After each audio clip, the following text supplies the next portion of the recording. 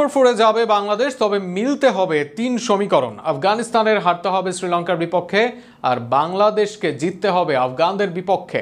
হংকংকে হারতে হবে লঙ্কানদের বিপক্ষে। তবেই সহজ সমীকরণ টাইগারদের সুপার ফোরে যেতে। আরও শুনুন প্রতিবেদনে। এশিয়া কাপের গ্রুপ পর্ব এখন অনেকটাই স্পষ্ট। শ্রীলঙ্কা প্রথমেই বাংলাদেশকে হারিয়ে এগিয়ে গেছে, এরপর হংকংয়ের বিপক্ষেও তারা সহজ জয় পাবে তা বলাই যায়। ফলে লঙ্কানদের জায়গা প্রায় নিশ্চিত হয়ে গেছে সুপার ফোরে। এখন গ্রুপের দ্বিতীয় দল হিসাবে কে যাবে, সেই লড়াইটা হবে বাংলাদেশ আর আফগানিস্তানের মধ্যে।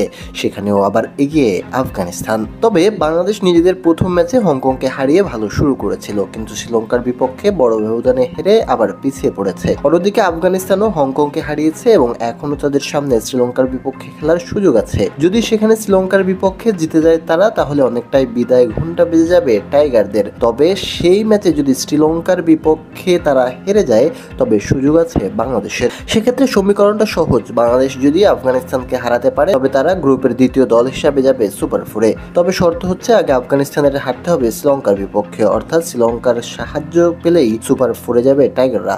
তবে জিততে হবে আফগানদের বিপক্ষে। উল্টোটা হলে আফগানিস্তানি জায়গা করে নেবে শেষ চারে। এই ম্যাচটাই হবে কার্যত নকআউট, যেখানে জয়ী দল টিকে থাকবে এবং পরাজিত দল বিদায় নেবে। এখানে নেট রান রেটও কিছুটা ভূমিকা রাখতে পারে। যদি বাংলাদেশ জিতেও খুব স্লিম মার্জিনে জয় পায় আর আফগানিস্তান শ্রীলঙ্কার বিপক্ষে জয় তুলে নেয়, তাহলে হিসাবটা আরো জটিল হয়ে যাবে। তবে বাস্তবে সবচেয়ে স্পষ্ট চিত্র হচ্ছে আফগানিস্তানকে হারানোর ছাড়া টাইগারদের সামনে আর কোনো পথ নেই, আর শ্রীলঙ্কাকে জিততে হবে আফগানদের বিপক্ষে।